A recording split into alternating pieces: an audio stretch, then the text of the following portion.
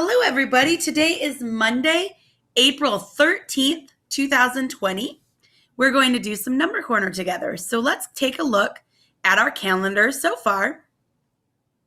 I'm going to give you a minute to make a prediction. What do you think today's will look like? Be thinking about how we would write it as a fraction. Remember, this month we're talking about fractions. So think about what it might look like and what fraction it might represent. Okay, let's go ahead and check it. So I'm going to flip the marker. I noticed that it goes tiles, pizza, clock, eggs, ruler. Tiles, pizza, clock, eggs, ruler. Tiles, pizza. So I'm thinking it's going to be a clock today. Now, what I noticed was the first clock we had colored in 10 minutes. The next clock colored 20. So my prediction is that it will be colored 30 minutes, or half the clock will be colored today. Let's check. Oh, we were right. So let's go ahead and record this. We have 30 minutes are filled in out of 60, or out of the hour. And we would say that that is 30 over 60. Our numerator, that number on top, is 30. Our denominator, or the bottom down below, is 60. So the numerator is 30, the denominator is 60. We would read that 30/60ths. Okay. I also noticed that this is half the clock is colored. Ooh, that sounds like a pattern. We noticed on Saturday, the 11th, that half the tiles were red. Let me see if I can get this out of the way so you can see it. Then yesterday, half the pizza was eaten. Today, half the clock is colored. So I'm noticing a pattern. 3/6, 6/12, and 30/60ths all seem to be equivalent or equal to 1/2. Okay, let's get that out of the way, and we are going to add our time. Whoops. We have been adding half hours, so let's go ahead and do that. Let's remind ourselves, yesterday we had so far 1, 2, 3 full clocks, and if we're counting the half hours, we had 1, 2, 3, 4, can't really read 4 on there. Here, I'll write it up here. 4, 5, 6 half hours that we have colored so far. So let's do our little spin.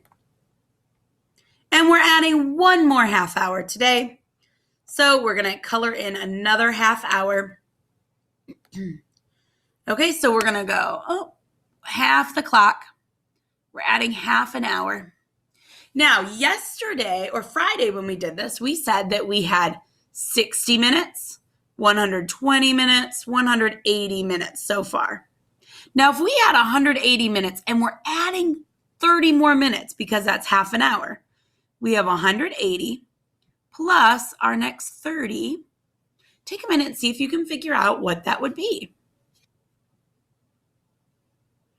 While you're doing that, I'm going to erase some of this. Clean it up a little bit.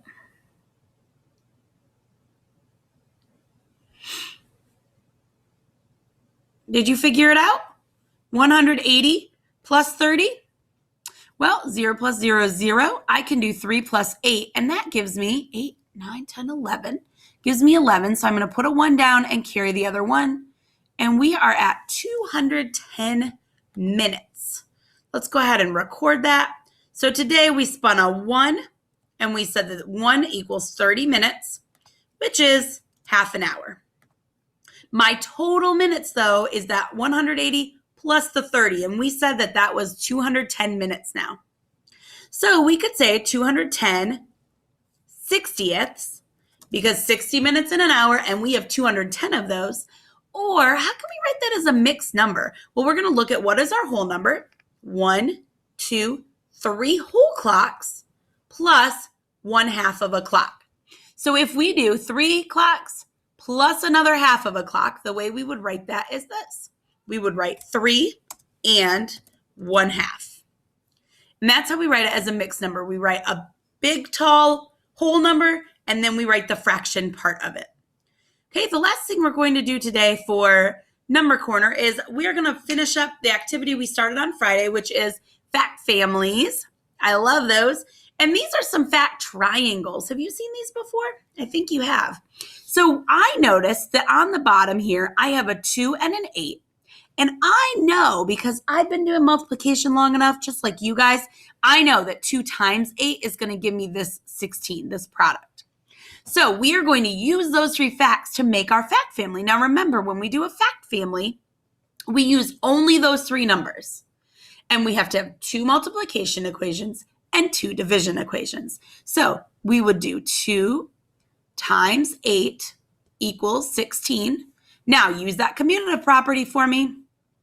What's the other multiplication one going to be? Yep, it would be 8 times 2 equals 16.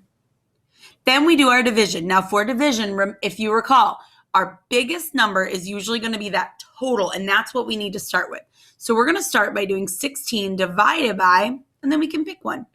16 divided by 2 equals 8, or 16 divided by 8 equals 2. Okay, let's check out this other one, though. This one looks a little tricky because I noticed that there's a big number on top and one small number down here, but we're missing one. And we could make that a variable. We could call that, what variable do you want to use? M? We'll call that M because it's missing. So if we have that missing variable there, we need to figure out what it is. Well, how could we figure it out? Well, we know that 4 times M, whatever that number is, equals 36. So I could count by 4s until I get to 36. Or I could draw a picture. I could do 4 groups and divide up my 36. Let's do that one since I've already drawn it. So I'm going to go 1, 2, 3, 4, 5, 6, 7, 8, 9, 10, 11, 12, 13, 14, 15, 16, 17, 18, 19, 20, 21, 22, 23, 24, 25, 26, 27, 28, 29, 30, 31, 32, 33, 34, 35, 36. Now I have 1, 2, 3, 4, 5, 6, 7, 8, 9. 9 in each circle or near each circle since I ran out of room. So that tells us that M must equal 9. So now that we know that, we can go ahead and write our fact family.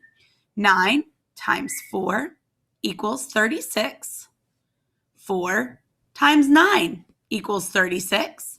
And then I can do my division. Now, if you recall, with division, we start with that total, which is 36. And we're going to divide by 9 to equal 4.